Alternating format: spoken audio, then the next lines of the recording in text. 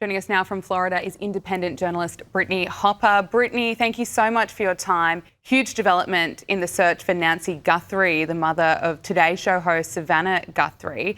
The FBI posting chilling photos and videos to social media showing a masked person wearing a backpack on the porch of Nancy Guthrie's home in Arizona. Brittney, this search, it's now well into its second week, and everyone around the world is desperately hoping that we can get some answers here. So I think that this story has captivated our nation as well as around the world because of how bizarre it is. There's so many questions to this story. And now the recent, story that's coming out in terms of the video that we're seeing of the possible suspect, the ransom, the $6 million in Bitcoin. I mean, it just keeps getting more and more bizarre. It really seems to be that this was potentially, in my opinion, an inside job. There's just too much going on that it seems like the suspect really knew who to ask for when it comes to the ransom money. I also heard today that they were going door to door, in the neighborhood, trying to search for answers.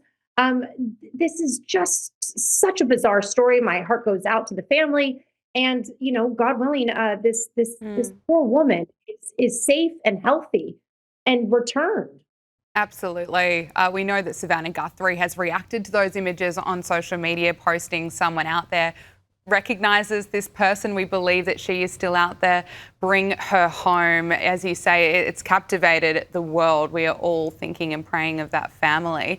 Brittney, I want to talk to you about these newly released files that showed that Donald Trump actually blew the whistle on Jeffrey Epstein 2 decades ago. He reportedly called police in Palm Beach back in 2006, also telling them to go after Ghislaine Maxwell, describing her as evil. A former Palm Beach police chief who investigated Epstein in the mid-2000s told the FBI that Trump picked up the phone and said, "Thank goodness you're stopping him. Everyone has known he's been doing this." Look, my read on this, Brittney, it just seems like another bubble has been burst for the Democrats, because they became very interested in this story as soon as Donald Trump was back in office, even though the Democrats could have released these files but refused to. For years, they could have just used Joe Biden's auto pen to get these files out.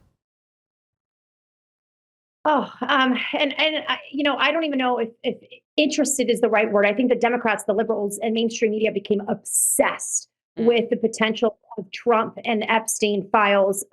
Look, there's millions of pages with the Epstein files, and I believe that we are hearing and reading about more Democrats than Republicans that were down on that island. But this breakthrough that just came out, I mean, what does it say about the narrative? Because it really goes against what the liberals and Democrats, their narrative and mainstream media has been saying all along. So it will be interesting to me as a TV journalist and an independent journalist and someone who was on mainstream media, CBS News for 15 years. It will be really interesting to me to see how the mainstream media moves forward with this information. My guess is it's going to be the headline. They're going to bury it in a way, so to speak, and we'll only see a selective few who really be talking about this. But this needs to be talked about. This is a huge breakthrough within this entire everything, that the whole Epstein files and who was down there and who played what part in it. The fact that this is coming out, I think, is a huge win for Trump. Absolutely, I agree. And also it comes after Trump-obsessed author Michael Wolff claimed that Epstein suspected that Donald Trump was the one that reported him to authorities. So we'll be staying on this development. I'm not sure if other outlets will do the same. I want to talk about more fraud uncovered in Gavin Newsom's California, Brittney, more than $8.6 billion. The California Post discovered this address in San Diego where 14 businesses were registered in 2020 that got millions of dollars in COVID-era loans. So SBA Administrator Kelly Loeffler announced that the Small Business Administration has suspended more than 100,000 California borrowers suspected of committing this fraud during the pandemic. Brittney, it's really a huge scandal, but not shocking or surprising anymore.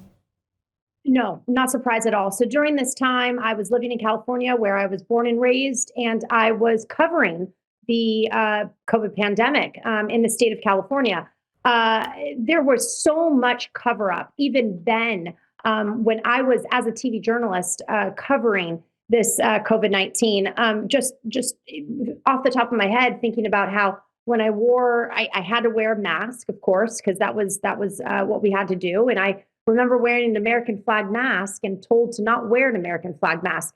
Everything about how COVID-19, the pandemic, was handled in this state was fraudulent. So I'm not shocked or surprised by this.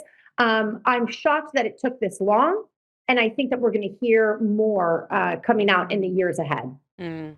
Hey, Brittney, I want to talk to you about what's happening here in Australia. While the president of Israel, Isaac Herzog, has been here in Australia to mourn and honour the victims of the Bondi terror attack, activists have taken to the streets in protest, including former Australian of the Year Grace Tame. She has been chanting from Gadigal to Gaza, globalise the Intifada at an anti-Israel protest. Listen to this. From Gadigal to Gaza, globalise the Intifada.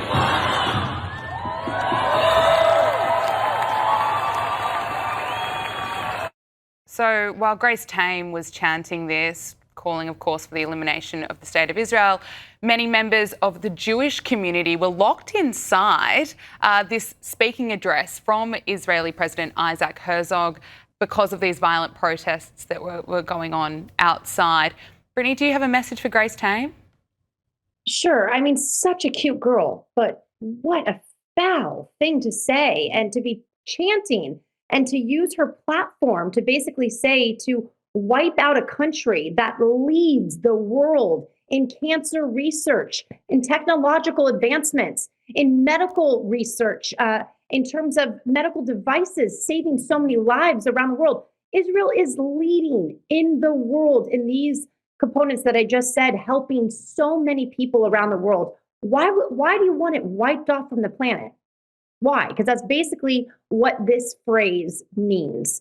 I think that instead of bashing her and saying it's wrong to say, why not go to Israel? Why not do a little education? Educate yourself. Go see the history. Go meet the people. That's what I feel the president of Israel should really be inviting her and inviting a lot of these people who are anti-Semitic and want to claim Israel should be wiped off the earth. Yeah, absolutely. Great advice. Brittney Hopper, thank you so much for your time. We really appreciate it.